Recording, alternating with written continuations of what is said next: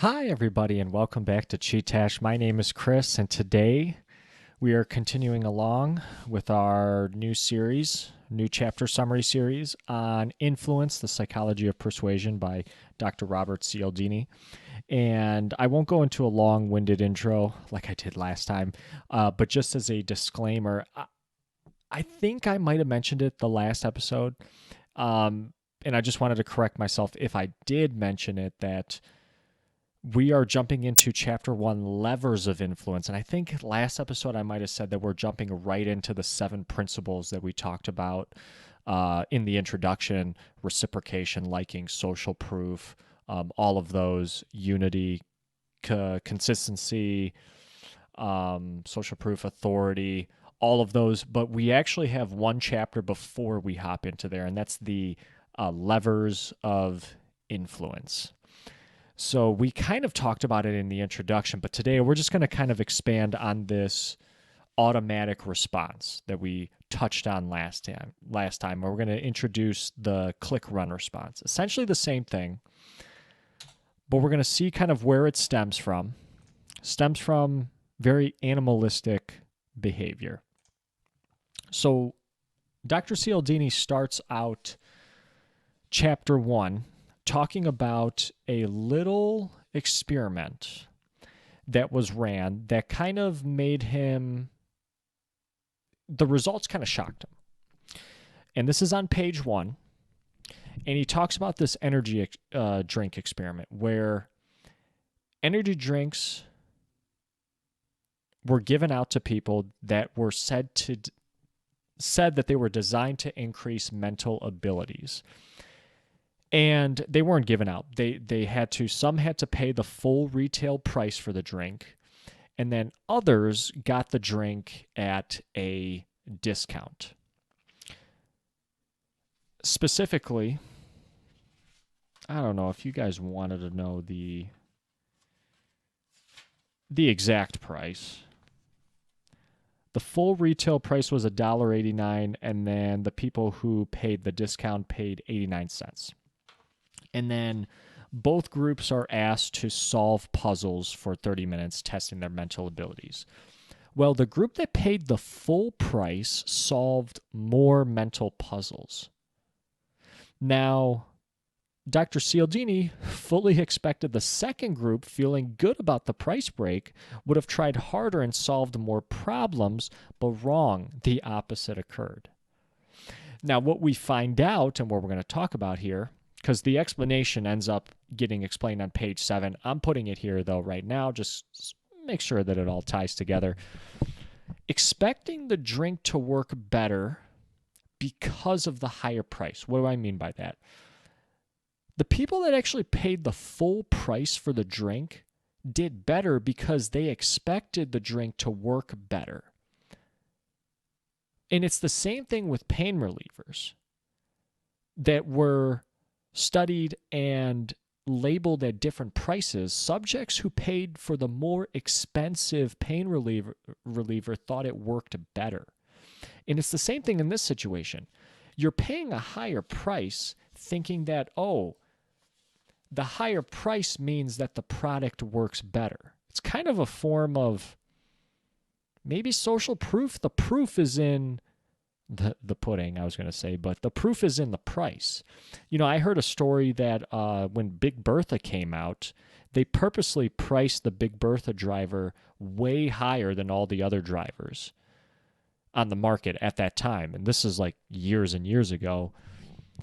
And it was a bestseller because people thought, oh my gosh, I'm paying this high of a price, it's going to increase my drive on the golf course off the tee box. So Dr. Cialdini a little bit taken aback at this. Now, he goes on from the energy drink story to talk about this Native Indian jewelry store story where he has this, I think it was a friend. She owns a jewelry store. She's trying to sell this turquoise jewelry, and the pieces are just not selling. And she's trying everything in her power to just get rid of these things, but they're not selling. She tries shifting their location in the store. couldn't sell them. She's asking her staff to like actively push them to customers, still not selling. Well, finally, the store owner says, all right, you know what? We're going to damn near give these things away for free. We're going to discount them, half off. I just want them out of my store. She comes back the next day. All the turquoise jewelry, I don't know if it was the next day, but she comes back at some point, and all the turquoise jewelry was sold out. But here's the funny thing. The employees mistook the half off sign for actually a 2. So what they did was they doubled the price of the turquoise jewelry. And what happened? The turquoise jewelry sold out. Surprisingly sold out. And Dr. Cialdini talks about how this is similar to the energy drink story from the first slide. There's a program that is run in all of our heads. I do it all the time. You know what I do it with? Organic food. And I know organic food is super expensive. There's some people that say it doesn't make a difference. It's not really organic. Other people say, okay, yeah, it makes a difference, but it's more expensive. And I run this program in my head every time I'm in the grocery store. Expensive equals good. This is a click-run program. Just an automatic response to higher prices where you think that you are getting a more, I was going to say more better. That's not grammatically correct, but a superior product. Expensive equals good. This is a click-run program, a fixed action pattern, which we're going to get to in a second here, where higher price equals higher quality. Same thing in the jewelry store as in the energy drinks, as in the pain relievers. So Dr. Cialdini then kind of ties this to animals and the automatic responses from animals. He uses this example of turkeys, where turkeys are triggered to tend to their young by the cheep, cheep sound. More so than any other feature of their baby chicks, it's the cheep, cheep sound. If a baby chick is making the cheep, cheep, it's going to take care of it, bring it under its wing, keep it warm. If it's not, the turkey won't nurture that particular chick. It actually even sometimes, I think he was even saying that it will attack it.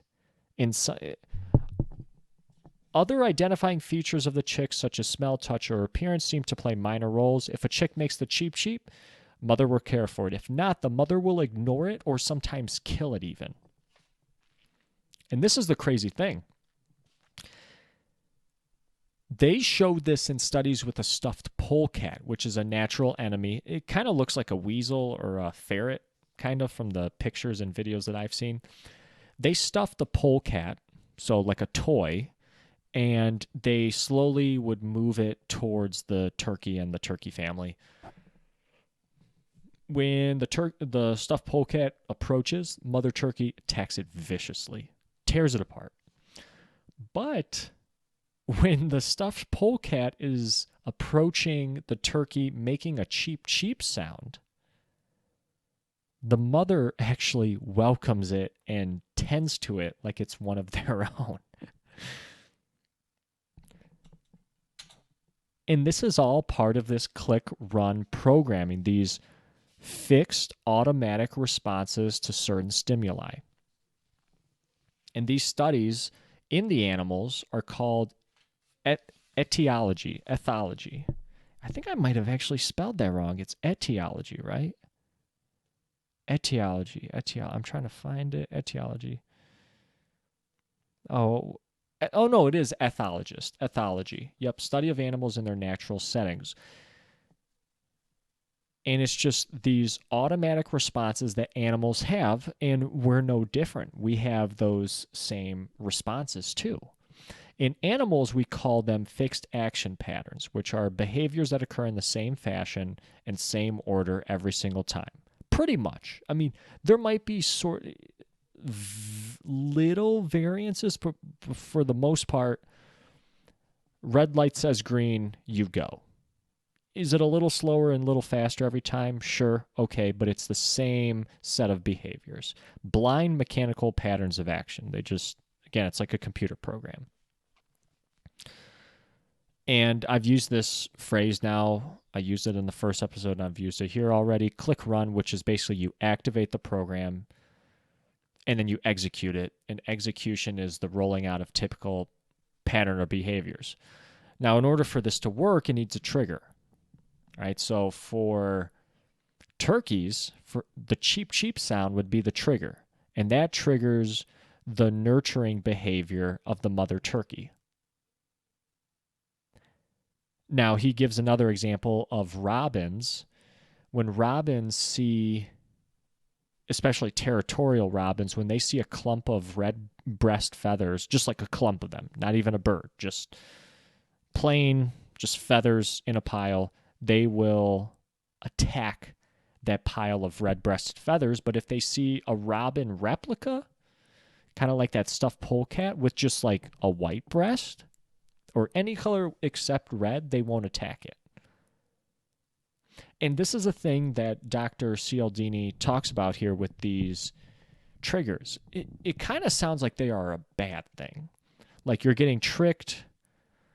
You're getting tricked by these energy drink companies that you're paying more for product, they're going to make a huge difference, right? Or with pain relievers, or, you know, when you're in the jewelry store, right?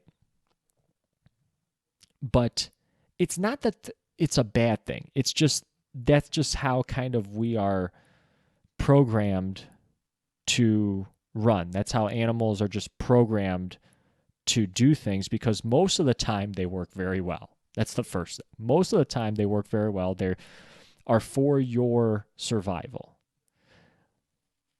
right? And it's not just animals. The second thing here is that we also have our own triggers as well, our own click run principles, our own click run programs. So we go on,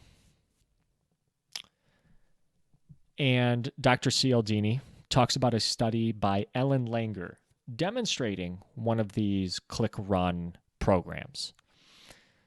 In a study where there's a huge line at a Xerox machine, and somebody comes up, wants to cut the line, and they say, "Hey, may I use the Xerox machine because I am in a rush?" When a subject uses this, it is 94% effective at getting the subject to cut the line, skip ahead in the line. Now, when the subject uses a different phrase, "May I use the Xerox machine? I have just 5 pages." So, see where the difference is between the first bullet point and the second one? You would kind of think in the second one, the reasoning there, "I just have 5 pages," would be kind of similar to, "Hey, I'm in a rush," because 5 pages isn't that much, right? That's kind of what you would think that other people would be thinking. "Oh, it's just 5 pages. That's not too much. We'll let you go in front of me," especially, you know, if other people have way more than 5 pages. But this phrase only worked 60% of the time. It was only 60% effective at getting the subject to cut the line. So they said, okay, let's test out what's really going on here. And we're going to do a third case.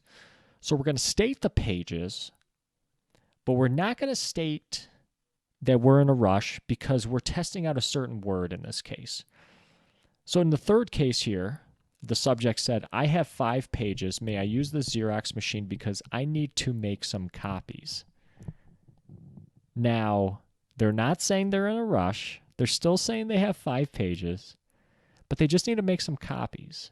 This kind of sounds honestly really similar to the second one where it wasn't really that effective. It was kind of like a coin flip if the subject could cut.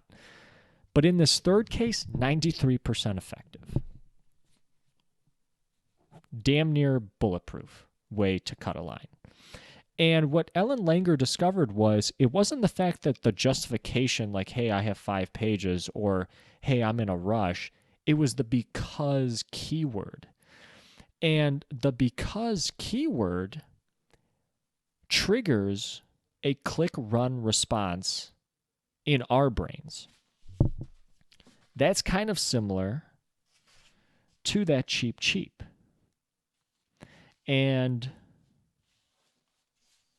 I'll read from you from page 5.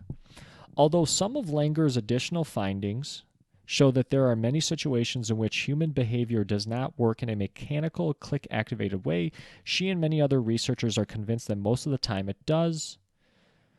For instance, consider the strange behavior of those jewelry store customers. We talked about this.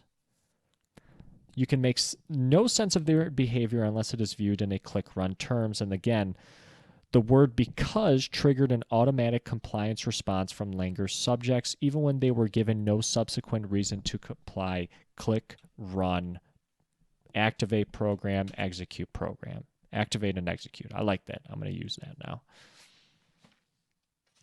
So these are kind of called, I guess, building on that concept of just click, run. There's these things called judgmental heuristics, which are simplified thinking that works well most of the time but leaves us open to mistakes.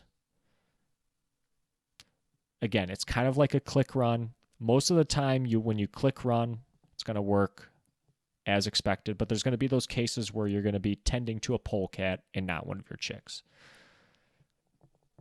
It's kind of like similar when like an expert gets on TV, says something pretty smart, and then you just say, oh, they must be right because they have the credentials behind their name. They have the 2-letter acronyms, 3-letter credentialed acronyms attached to their business card. Well, okay, yeah, I'm going to believe them, right? And most of the time it works out. But how you kind of short circuit the automatic response, yeah, maybe that's the best way to put it, short circuit, or how you override your automatic response as you go through some controlled responding, which is basically you go through a thorough analysis of all the information available before you execute a set of behaviors.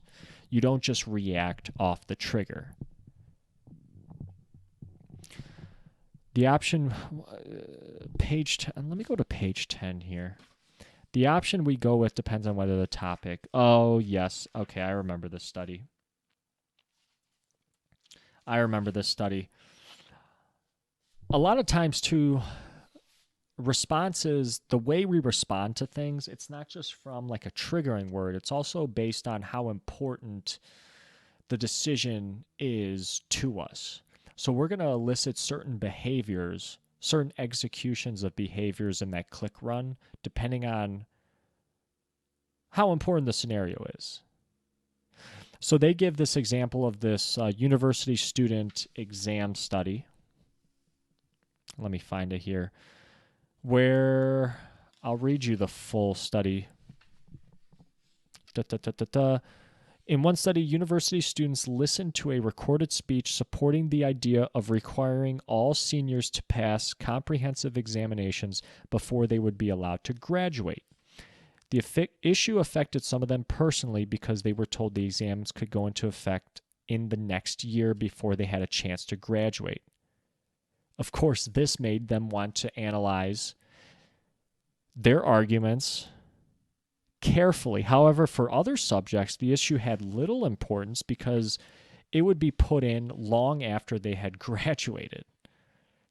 The study's results were straightforward. So the students with no personal stake in the topic, the implementation would be done way after graduation, they were primarily persuaded by the speaker's expertise in the field of education. If the expert said so, they must be true because it doesn't really affect them. They're going to graduate, so they don't really care if they need to take the exam. But now the students, for which were still in school, this would affect them. They ignored the speaker's expertise, the speaker's credentials, and were persuaded primarily by the quality of the speaker's arguments. So the trigger, maybe that's a better, well, that's also a better way to explain the situation was the behavior was different in that one of the groups could care less, the other group cared way more, but also the trigger was different for them, or the persuading material was different. One of the 7 principles that we listed in the first episode, one of the groups was more affected by the call to the authority principle, and the others were more affected by the, I don't know what you, not the authority, but maybe the quality of their arguments. There's not really a principle for that. Maybe consistency, maybe the consistency one. But in essence, what I'm saying here is for the students that it affected way more, they forgot. They didn't really care that the guy was an authority figure. For the students that were graduating and they could care less about having these exams, well, yeah, they just took the speaker's credentials at face value. And the word that Dr. Cialdini uses for this is captainitis, where essentially it's that call to authority. Somebody's the captain, well, you're going to listen to them because of just the credentials to their name. They're the captain, you're going to listen to them most of the time because they're probably right? They're the captain for a reason. So you have people who are profiting off of these automatic responses. And the thing that I like about Cialdini, we're going to see it in subsequent chapters, is he talks about how you can kind of watch out for when people are using these 7 principles against you and kind of what you can kind of do about it. Especially if they're using it for a nefarious way. Now, don't get me wrong. I actually like when sometimes, like when I talk to salespeople because I was once in their shoes, right? It's hard. You got to go out, you got to shake hands, you got to talk to people. And just in today's internet digital age, it's hard. You're not as accustomed to speaking to people maybe in person as you were years and years ago where you had to do it. Today you don't. You still have to do it, but you have tools like email, you have tools like the phone, messaging, LinkedIn, etc. So I kind of like talking to sales reps, but I totally get where people don't want to be taken advantage of. And there's things and there's people and there's animals that try to profit off these automatic responses in people that try to get you to buy that turquoise jewelry, right? So in animals, they have mimics, where animals can reproduce the trigger that causes another animal to act in a certain way. So there's the firefly example where, if I go to it on page 12, take this deadly trick played by killer females of one genus of firefly on the males of another firefly. Understandably, the photinous males scrupulously avoid contact with the bloodthirsty photurus females. So you've got these female fireflies that eat the species of this other firefly. But what they do is they trigger a response in the male firefly of a courtship. So they have the special blinking courtship code by which members of the victim's species tell one another that they are ready to mate. So they mimic the flash. The males come near them. It triggers that response in them that, hey, it's time to mate. So they come near them and then they eat them. They're mimics.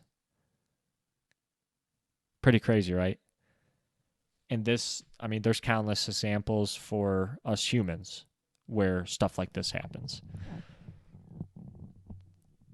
But you don't even have to use mimics. You can use social proof, which is believing or doing what others around you are also believing or doing. So you can use social proof to get people to do something and potentially profit from it.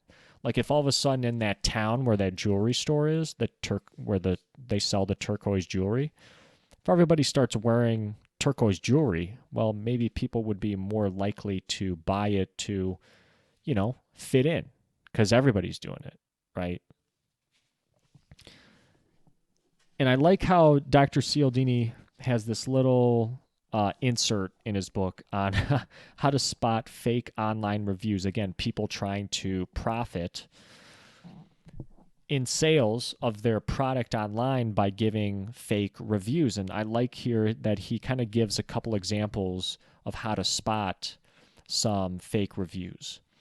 And he says, especially beware if reviews kind of lack detail. Specifically, they don't really talk about the actual product that they are supposed to be a review for. They spend more time talking about like the person or the events surrounding the person, but not the actual details into the product. Secondly, they are using more first pronouns. So I, me appear way more often in fake reviews because you're more anxious to come across as sincere. And then also there's more verbs than nouns because you're trying to oversell it. So your language analysis shows that the fakes tend to include more verbs because their writers often substitute pleasant sounding stories for actual insight. Genuine reviews are usually heavier on nouns. I thought that was very interesting. And also, from 2014 to 2018, customers' favorable responses to online reviews went up in every category except in one, where it measured trust in a business's reviews. So normally, most of the time, customers have favorable responses to online reviews, and they are using them in most of the time, as a reason to why they purchase certain things. But they're becoming less trusting in a business's online reviews, and you can see that they're down from 72% to 68%. So people are definitely maybe starting to wise up a little bit in this digital age on how other people can be profiteering off of them using maybe these 7 principles of influence. Now, you can use some jujitsu. Now, I train in jujitsu, and Robert talks about how in jujitsu you can exploit principles to defeat stronger opponents. Mainly, you can use their strength against them. You can use their momentum against them, and this is something we talk about in practice. Where I train at is the customer is always right. So if somebody's coming at you full head of steam, well, the customer's always right. Let them come at you full head of steam, and you just take their energy in that same direction, but maybe you duck under, or you do a throw by, or you just ever so slightly slip past them, and now you have their back because they've overcommitted. Similarly, profiteers can exploit the levers of influence to elicit certain behaviors, kind of like we just mentioned on the previous slide. But there's something called the contrast principle. It's another example of how these 7 things can be used to get you to comply to something.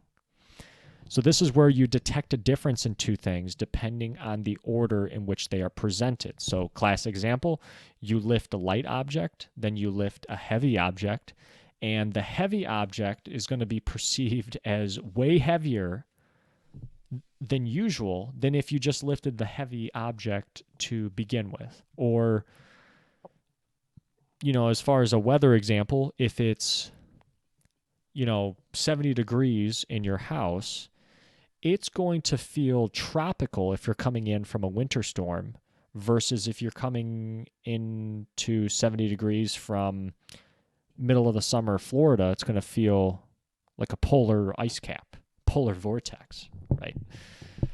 All depending on what you do first and the order in which you do things. So Dr. Cialdini, again, he gives an example on people estimating calories in a cheeseburger. They estimate it to be higher if it's compared first with a salad. So you see a salad, then you see a cheeseburger. Oh, it's got to be way more calories in that than the salad. People rate it 38% higher in calories. Or they think the caloric value of the cheeseburger is 38% higher versus if they didn't have anything to compare with it at all and they just had the cheeseburger. And I spelled cheeseburger wrong. Dang it. Cheeseburger. But there's other examples of the contrast principle. So there's clothing stores where you sell a costly item first. So he gives an example of like if you're in a suit store, you're in, I don't know, Men's Warehouse, Joseph A. Bank, where sales reps maybe will sell you on the suit coat and the pants first because it's the more costly items before they start to sell you on the cufflinks or the tie or the shirt, because compared to the suit coat and the pants, those are going to be maybe a little bit less. So you're going to be more willing to buy them because, well, I just spent $1,000 on a suit. Well, all of a sudden, cufflinks, $50 doesn't seem like that much, right? Versus if you were just to sell you on the cufflinks to start with, well, now you don't really have anything to compare with, and all of a sudden 50 it might sound like a little bit, kind of a lot. And it's the same thing in real estate when selling houses. He gives an example of a realtor who shows a couple not so great houses first, and then the really nice houses after that. It could be the same thing on negotiating for a car, where you get the terms of your lease up front first, or the terms of the contract to buy the car up front first before you start adding on options, moonroof, a step bar, I don't know what else, like an upgraded speaker system, etc., something like that. So those are other kind of ways that you can use the contrast principle to get somebody to run this click run, this automatic response in your favor, and then profit off their behavior. So in summary, guys, last slide. I just want to make sure on one thing with the real estate example. Yes, okay, so he showed the undesirable houses first, calls them setup properties, and then he shows the houses that he actually would like to sell to the customer later on. Okay, so the first houses are like not great houses that he's showing in order to set up the houses that maybe the customers wouldn't even be interested in if you showed them first, but compared to like the fixer-uppers, they're a lot better. So maybe they're more willing to buy. So anyway, guys, in summary, fixed action patterns. Again, this is talking about the animal behaviors that are elicited when a certain trigger is presented to the animal, a click-run response. And speaking of that click-run response, there are definitely advantages and disadvantages to it. Advantages are probably speed and efficiency. When something happens and you don't have time to think about it, you just got to act and go. This is where click run can really help, that you have this automatic response to a fire alarm. And you just know, okay, exits down on the first floor. We got to take the stairs, grab all the people that, are not able to get down the stairs by their own means, and you just know, go, go, go. But now the disadvantage in that is maybe you're out getting ice cream somewhere and you hear a car horn honk and you mistake it for a fire alarm, and all of a sudden you're doing the same thing with your kids at the Dairy Queen. It's not a great example, but you guys kind of get the drift there, that there's people out there that can profit off of these automatic responses, especially in humans, but animals too. We saw it with the firefly example. Very similarly, there's these judgmental heuristics, very similar to like fixed action patterns, click, run, response. And these are things, gosh, I forget the exact definition. I'll find it for you guys really quick, if I can.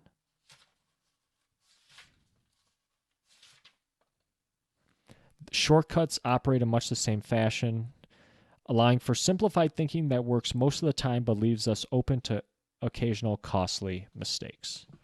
Judgmental heuristics. So basically shortcuts. Basically the same thing as those FAPs and the click run response. And again, they work well most of the time, but there are people out there that can take advantage of it.